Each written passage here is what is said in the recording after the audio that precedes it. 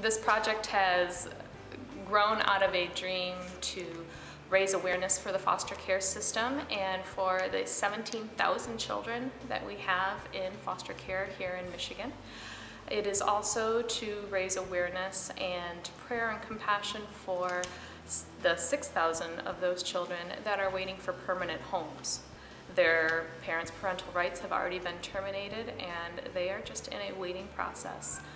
A lot of these children are older children and they may wait as long as 5 years to find that permanent forever home. We're hoping that by hosting this prayer vigil, we will not only raise awareness for who these kids are, what some of the issues are within the foster care system, but that we will also raise a degree of compassion within the community for these children, for the families that care for these children, and for the biological families that are working so hard to bring these children back home. It's become a growing issue with our current economy. There are things going on that are making it more and more difficult for families to be able to adequately care for their children. So they are expecting to see an increase. The prayer vigil on Wednesday, May 20th will have several different aspects to it. First of all, it'll be hosted at Ridgepoint Church in Holland, Michigan.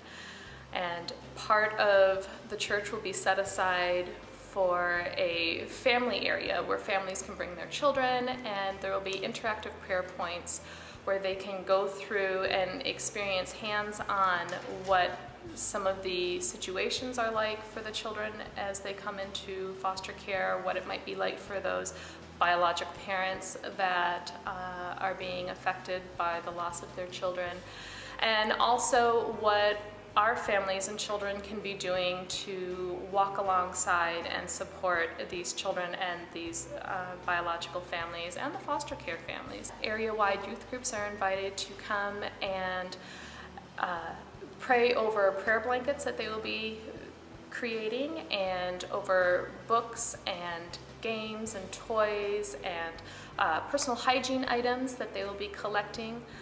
Those items will all be donated to local foster care agencies to be put in welcome bags that are created for children as they come into foster care. For part of the display for the foster care prayer vigil, we wanted to have a hands-on visual representation of these 6,000 children.